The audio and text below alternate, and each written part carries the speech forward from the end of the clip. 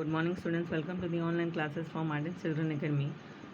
I'll teach you social studies of class 4, chapter 3, the Northern Plains. Open page number 19, the Brahmaputra River Basin. Basin means Ghati. The Brahmaputra Basin is located in the easternmost part of the Northern Plain. तो ब्रह्मपुत्रा घाटी उत्तरी समतल भूमि के सबसे पूर्वी हिस्से में स्थित है. The river rises in the Himalayas at the Mansarovar lake in Tibet. तो ये जो नदी है मानसरोवर लेक से झील से निकली है जो कि तिब्बत में है. It is known by the name Tsangpo, और इसे सैंगपो नाम से जाना जाता है. यहाँ टी साइलेंट है. The river enters India through its eastern most end. तो ये भारत में ये नदी कैसे प्रवेश करती है? तो इस eastern most end, easternmost में सबसे पूर्वी छोर से प्रवेश करती है. The state of Arunachal Pradesh end करती है. It then flows a long distance into Assam, और असम में लंबी दूरी तय करती है. The Brahmaputra basin is a narrow strip of plain. तो ब्रह्मपुत्रा जो बेसिन है वो एक नैरो स्ट्रिप है. नैरो मीन्स तंग भूभाग है समतल भूमि का.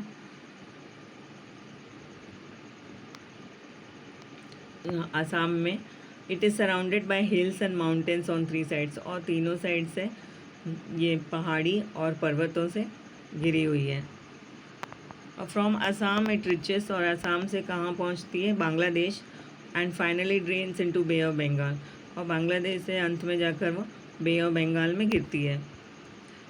Before draining means Bay of Bengal में गिरने से पहले वो इट मर्ज मीन्स मिलना. वो किस नदी में जाके मिलती है?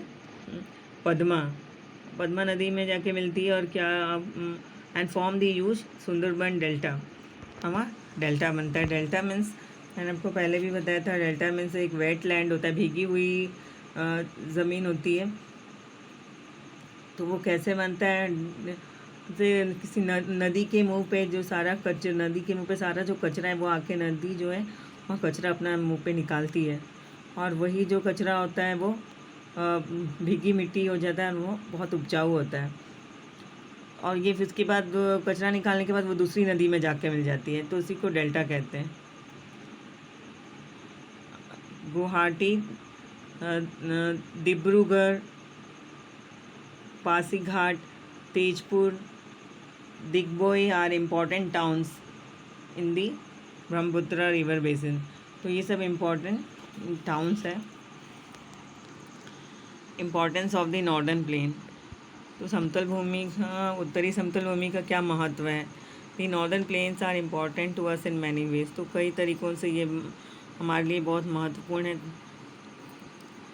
First, soil. The soil of northern plains is extremely fertile. तो ये उत्तरी समतल भूमि की जो मिट्टी है वो अत्यधिक उपजाऊ है. It is ideal for growing crops. तो ये फसल उगाने के लिए एक आदर्श है. It is called the food bowl of India. तो इसको क्या कहा जाता है? फूड बाउल ऑफ इंडिया कहा जाता है. Flat land. फ्लैट मीन्स होता है समतल, मीन्स एक बराबर भूमि.